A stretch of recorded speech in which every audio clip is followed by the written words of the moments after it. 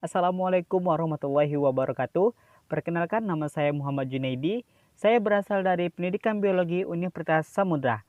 Nah, pada video kali ini saya akan membahas tentang inseminasi buatan dan fertilisasi in vitro. Video ini dibuat untuk memenuhi tugas dari mata kuliah bioteknologi dengan dosen pengampu Ibu Raja Nopi Ariska. Baiklah, marilah sama-sama kita simak video berikut.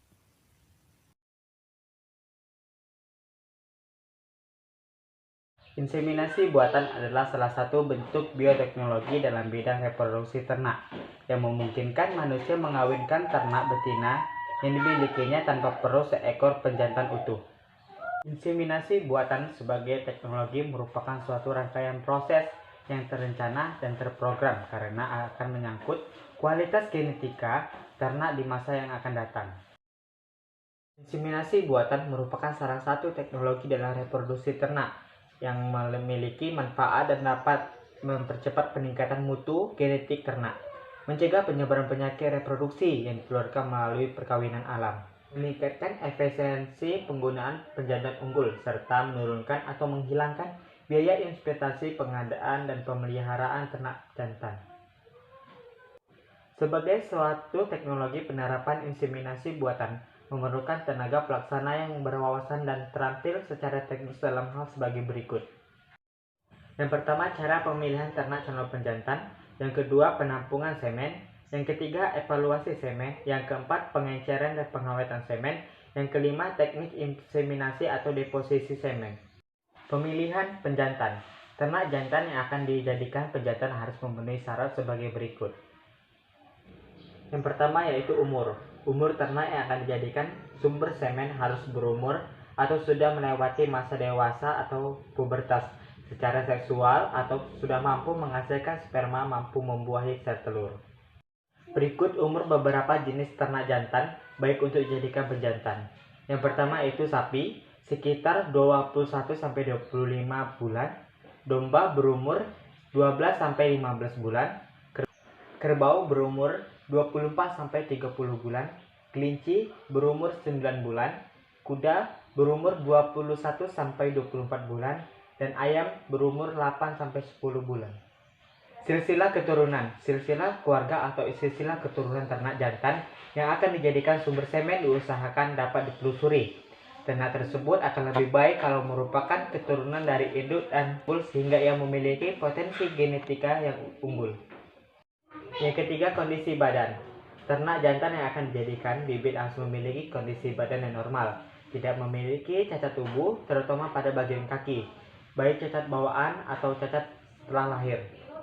Ukuran tubuhnya seperti bobot badan, tinggi badan, panjang badan harus di atas rata-rata ternak jantan yang lain, dan proporsional dalam arti hubungan antara tinggi dan bobot badan harus seimbang.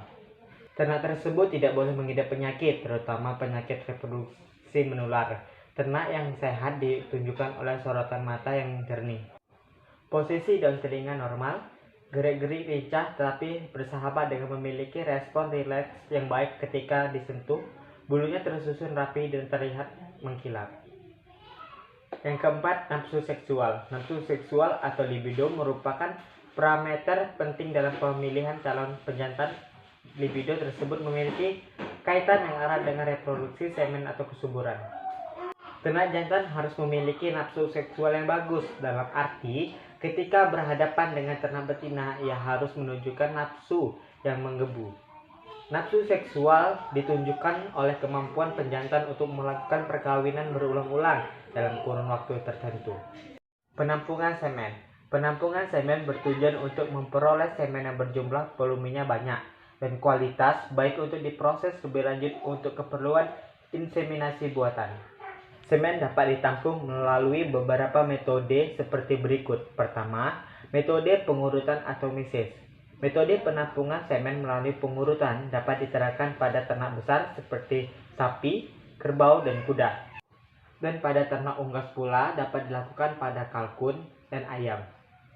Yang kedua adalah metode elektrojakulator. Penampungan semen menggunakan metode ini adalah upaya untuk memperoleh semen dari penjantan yang memiliki kualitas genetika tinggi tetapi tidak mampu melakukan perkawinan secara alam akibat atau psikis.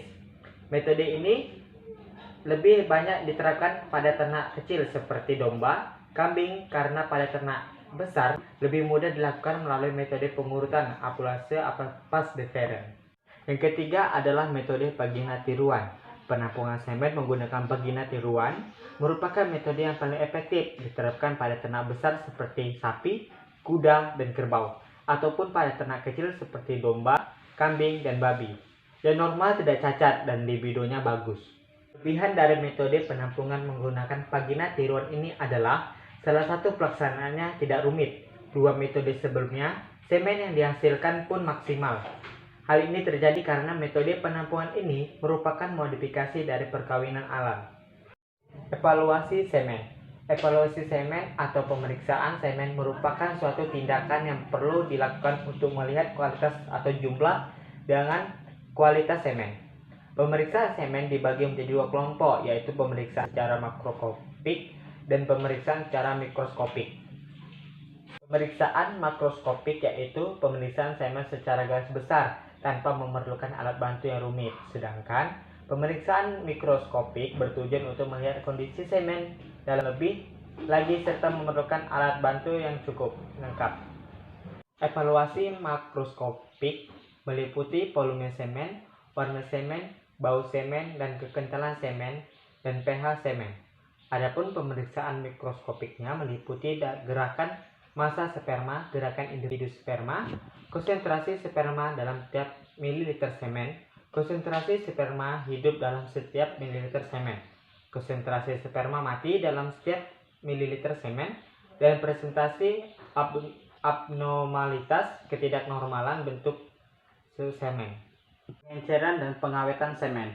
Pengenceran semen adalah suatu upaya untuk memperbesar volume semen serta menurunkan kandungan sperma dalam volume tertentu, sehingga akan lebih banyak dosis inseminasi dapat dibuat. Pengenceran semen adalah larutan isotonis memiliki tekanan osmotik yang sama dengan plasma darah yang mengandung bahan-bahan bersifat buffer atau memelihara larutan dari perubahan pH, bahan nutrisi bagi kelangsungan hidup sperma, dan mampu memelihara sperma dari cekaman dingin atau cold shock. Pengawetan atau preservasi semen merupakan upaya manusia memperpanjang daya hidup dan daya fertilisasi sperma sehingga masa pemakaian semen tersebut dapat lebih lama. Pengawetan semen dapat dilakukan untuk keperluan penyimpanan singkat pada temperatur 5 derajat Celcius dan penyimpanan semen untuk jangka tidak terbatas pada temperatur kurang dari 196 derajat Celcius. Teknik inseminasi. Inseminasi atau deposisi semen ke dalam saluran reproduksi ternak betina merupakan salah satu langkah akhir dalam kegiatan inseminasi buatan. Pencurahan semen ke dalam saluran reproduksi ternak betina mamalia dilakukan dengan maksud agar sel telur yang dipopulasikan ternak betina tersebut dapat dibuahi oleh sperma sehingga ternak betina menjadi bunting dan melahirkan anak. Sedangkan pada ternak unggas betina supaya menghasilkan telur fertil yang selanjutnya dapat dicetaskan. Inseminasi atau deposisi semen harus dilaksanakan pada saat yang tepat, yaitu pada saat ternak betina atau mamalia seperti sapi, domba, kerbau, dan sebagainya itu sedang dalam puncak berahi. Sedangkan pada ternak unggas dilakukan pada saat ternak betina yang sedang berada dalam periode bertelur. Inseminasi atau deposisi dengan metode rektovaginal dilakukan pada ternak mamalia besar seperti sapi dan kerbau. Inseminasi atau deposisi dengan metode vaginoskop atau spekulum dilakukan pada ternak mamalia kecil seperti domba dan kambing. Inseminasi atau deposisi dengan metode pengurutan untuk mengucatkan vagina keluar dari kloaka dilakukan pada ternak unggas betina.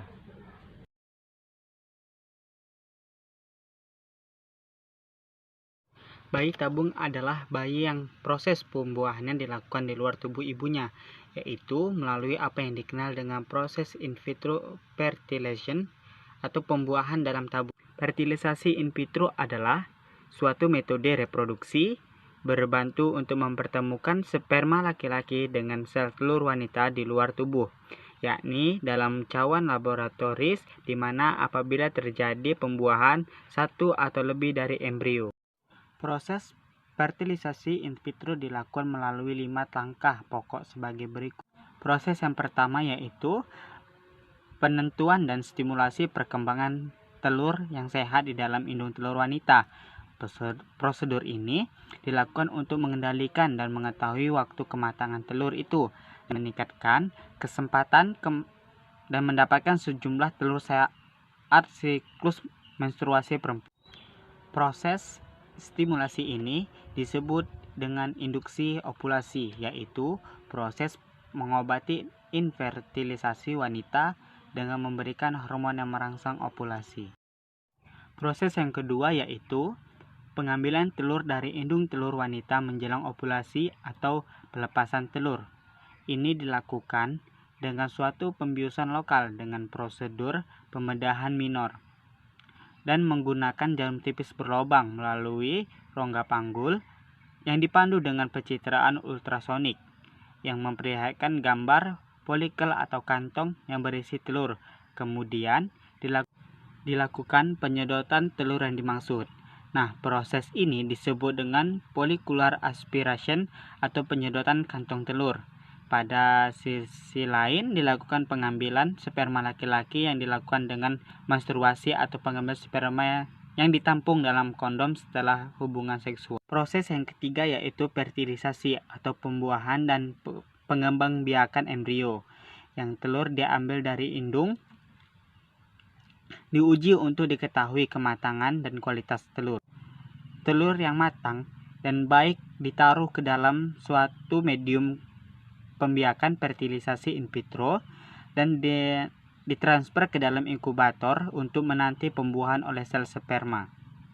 Pembuahan yang dilakukan dengan inseminasi yaitu pertemuan sel telur atau oosit dengan sperma yang telah dibersihkan dari cairan semen yang mengandungnya atau dengan cara menyuntikkan salah satu sperma tunggal ke dalam telur yang matang. Proses yang keempat yaitu transfer embrio ke dalam rahim perempuan. Ini dilakukan pada hari ketiga sampai hari kelima. Setelah telur diambil dari indungnya, yakni setelah ia membelah menjadi 4 sampai 8 sel atau setelah mencapai tahap blastosita. Transfer dilakukan dengan menggunakan spekulum dan kateter lembut untuk memasukkan blastosista ke dalam rongga rahim. Proses yang kelima yaitu setelah 2 minggu sejak dilakukannya transfer embrio, dilakukan pengujian kehamilan dan tindak lanjut pemeliharaannya. Perlu dicatat bahwa embrio yang dihasilkan melalui fertilisasi in vitro berjumlah banyak sebagai cadangan. Yang dimasukkan ke dalam rahim perempuan hanya 1-3 embrio saja. Sisanya dipandang sebagai sampah klinik dan dibuang.